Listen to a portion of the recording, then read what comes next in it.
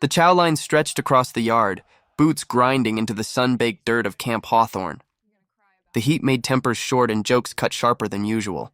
Private First Class Emily Parker stood in line like everyone else, sleeves rolled just above the wrist. That was all it took. The butterfly tattoo on her forearm caught the eye of a group of infantry soldiers behind her. One smirked loud enough for the others to hear. What's she going to do? Flutter at the enemy. Laughter broke out. A ripple of amusement at her expense. Emily didn't flinch. She didn't turn. She just kept her eyes forward. Tray steady in her hands. Silence her only defense. They thought they knew who she was. They didn't. Before we begin, make sure to subscribe to never miss these true tales of courage. And tell us in the comments, where are you watching from today? Private First Class Emily Parker was 28 years old, assigned to the Logistics Division at Camp Hawthorne. Her world wasn't firefights or night grades. It was clipboards, manifests, and endless stacks of supply reports. While others trained for combat, she made sure they had the gear to survive it. Every morning she arrived early, boots polished to a mirror shine. Her bunk was squared away. Paperwork flawless. She never raised her voice, never complained, never cut corners. If a shipment was missing, Emily found it. If her report was late, Emily had already finished it the night before. But in the eyes of most infantrymen, none of that mattered. To them, she wasn't a fighter, wasn't real army. She was just another supply clerk, someone they didn't picture in the field, someone whose quiet presence could be overlooked without a second thought. The contrast was sharp. The men who mocked her were loud, brash, convinced that worth was measured in calluses and combat patches. Emily was the opposite, soft-spoken, steady, humble. She didn't brag about past accomplishments. She didn't push back when jokes were thrown her way. She simply endured them. And then there was the tattoo. A single butterfly black ink spread across the pale skin of her forearm. To most, it looked like something out of place on a soldier. Feminine, fragile, a decoration that didn't belong beside a uniform and dog tags. In the chow hall, whispers always started when someone noticed it. She got that on spring break? Someone would mutter. What's she going to do? Flap her wings at the Taliban? The laughter that followed never seemed to touch her. Emily never explained, not once. She kept her sleeves rolled just high enough that the ink was always visible. Whether it was stubbornness, pride, or something else entirely, no one knew. But she never defended it, never offered a story, never gave them what they wanted. To her fellow soldiers, it was a joke. To Emily Parker, it was something else entirely. The first time it happened in front of a formation, Emily told herself it didn't matter. They were standing in the yard for a routine briefing when a platoon sergeant caught sight of her tattoo. He smirked, then turned to the entire group. Look at this, he said, grabbing her wrist and holding it up for everyone to see. Private Parker here thinks she's at a butterfly garden. What's this supposed to be, Parker? Your spirit animal? A ripple of laughter moved through the ranks. Emily didn't pull her arm back. She just let the silence sit, eyes locked forward, jaw tight. The sergeant eventually dropped her wrist and moved on, but the damage lingered. To everyone watching, she was fair game. It spread to the motor pool. One hot afternoon, two soldiers leaned against a Humvee, cigarettes dangling from their lips, watching her walk past with a clipboard. I'll put 20 on it, one said loud enough for her to hear. She couldn't even load this truck without breaking a nail. The other chuckled. You're on. No way she even knows where the tie-down points are. Emily kept walking. She didn't flinch, didn't fire back. But in the reflection of the Humvee's side mirror, her eyes burned for just a moment before softening again. She disappeared into the warehouse, and the laughter followed her. It got worse in the chow hall. She balanced her tray, careful as always, when a private brush passed too close. The tray slipped. Metal clattered against the floor. Food scattered across the tiles. The hall erupted. Some Jared. One clapped sarcastically. Nice work, Parker. Enemy's going to surrender now for sure. Emily knelt, picking up the pieces one by one. No curse words, no anger, just steady hands, slow breaths, and silence. A medic bent down to help her, but she shook her head. She didn't want pity. She finished cleaning, left her tray behind, and sat at a corner table alone. That became her routine, alone at meals. Alone at the supply desk long after others had gone to their bunks. The lights in her office burned late, her pen scratching across paper. When soldiers passed by, they saw her hunched over letters sealed in neat stacks but never mailed. No one knew who she wrote to. No one asked. The silence might have swallowed her whole if not for the visiting unit. One afternoon, a convoy rolled through Camp Hawthorne. dust clouds trailing the arrival of a Navy SEAL detachment rotating through for joint training. Hardened men stepped off the vehicles, weapons slung, eyes scanning. They noticed everything.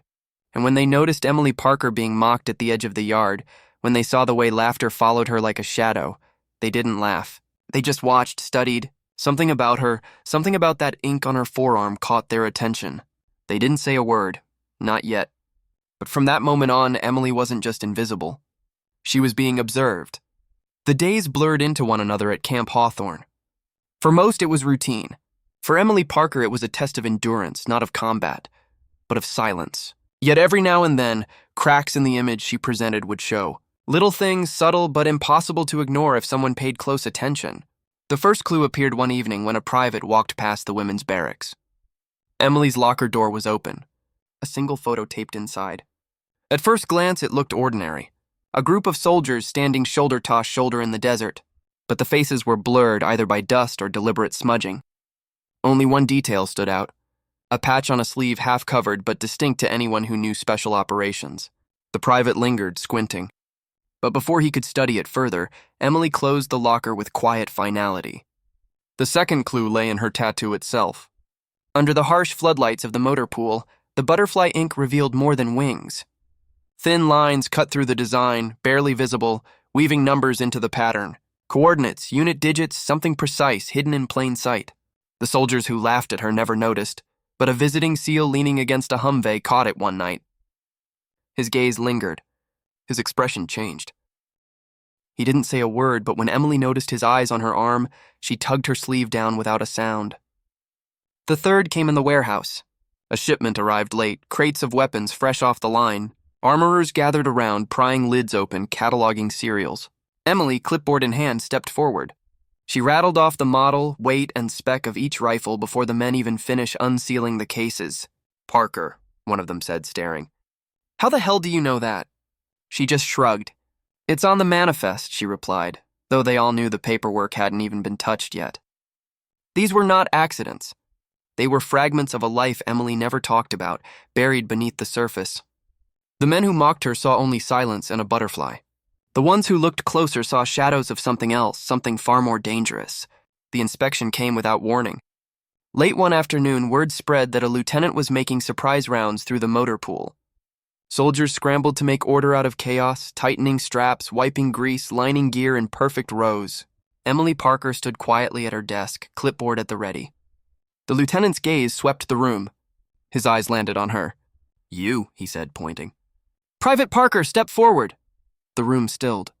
Emily obeyed, boots clicking against the concrete floor.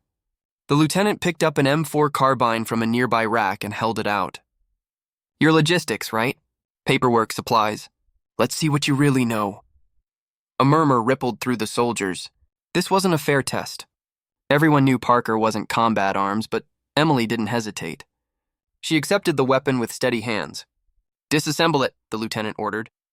Emily looked at the weapon once, then set it on the table. Without a word, she reached into her pocket and pulled a strip of cloth. She tied it around her eyes, blindfolding herself. Gasps filled the motor pool. Her fingers moved with quiet precision. Bolt, firing pin, extractor. Piece by piece, she laid the weapon out in perfect order. No wasted movement, no hesitation. The clicking of metal against the table was the only sound in the room. In less than 2 minutes, the M4 lay stripped bare before her. The armorer standing nearby folded his arms. "I seen guys take 5 times that long," he muttered. Emily pulled the blindfold off, blinked once, and began reassembling the weapon. The final click of the magazine echoed like a hammer strike in the silence. When she slid the rifle back across the table, the lieutenant's expression was unreadable. From the back of the room, a voice broke the silence. "How the hell do you know that?" Emily didn't smile. She didn't explain. She just lifted her clipboard again, as if the demonstration had never happened. "It's all in the manual, Sergeant," she said softly. But everyone in that motor pool knew better. Her secret was cracking through, and no one could make sense of it. The convoy rolled into Camp Hawthorne just after dawn, tires grinding against the tarmac, heat already rising from the ground. A Navy SEAL detachment stepped out, disciplined, silent, carrying the weight of operations most would never know. At the front of them walked their commander, a man seasoned by decades of service. Emily Parker stood off to the side, clipboard in hand, sleeves rolled high as always. She was unnoticed, just another figure in tan fatigues. She wrote down tail numbers, checked manifests, and kept her head low. The commander's gaze swept the yard, sharp and searching, and then he froze, his eyes locked on Emily's arm. The butterfly. He stopped walking. The operators behind him halted too, boots falling quiet on the blistering concrete. The commander stepped forward slowly, each movement deliberate, as though he couldn't quite believe what he was seeing. Emily looked up, startled, but didn't move. Her fingers tightened around her clipboard. Then, without a word, the SEAL commander straightened his shoulders and lifted his hand in a crisp salute. The air shifted instantly. Soldiers nearby froze in place. Their trays, their tools, their words cut short. Silence spread across the yard like a wave. A whisper slipped through the ranks. "Why is he saluting a clerk?" No one dared laugh now. The commander's voice carried low but firm. "You're still with us, Parker?" She gave the smallest nod. And just like that, the truth cracked open. Emily Parker was no ordinary supply clerk. Years earlier, she had served as an embedded intelligence officer on a mission so classified that most records didn't exist. Her call sign was never spoken aloud. Her tattoo was never decoration. That butterfly ink was a mark known only to a handful of men alive, survivors of an operation where Parker's intel had saved dozens of SEALs from certain death. The symbol had been worn in silence by those who had come back, and the commander standing before her had been one of them. He held the salute, and for the first time since she arrived at Camp Hawthorne, every mocking voice fell quiet. The salute hung in the air, unbroken, a moment stretched tight with silence. Then the SEAL commander lowered his hand and turned to the gathered soldiers. His voice carried steady but weighted with memory. "You think she's just a clerk?" he asked. "You think that tattoo is a joke?" No one answered. No one dared. The commander's gaze swept the formation. Years ago, in a valley most of you will never hear about, we were trapped, outnumbered, pinned down, minutes from being wiped out. The only reason I'm standing here, the only reason any of us made it home was her. He pointed to Emily. She stood frozen, caught between humility and dread, her clipboard pressed tight against her chest. She wasn't on the ground with a rifle. She wasn't pulling a traitor, but the intel she fed us, the route she found, the code she cracked, the calls she made in the dark, it turned the tide. My men live because of her. A hush fell deeper over the yard. The soldiers who had mocked her and the chow line shifted uncomfortably, shame in their eyes. The commander stepped back toward Emily. He raised his hand again. Crisp, sharp, unmistakable. This time the salute wasn't just his. One by one, the SEAL operators behind him followed. Then the army officers. Then the enlisted soldiers who had once laughed at her tattoo. Boots snapped together, hands rose to brows, the air electric with respect. Emily's throat tightened. She didn't smile. She didn't break.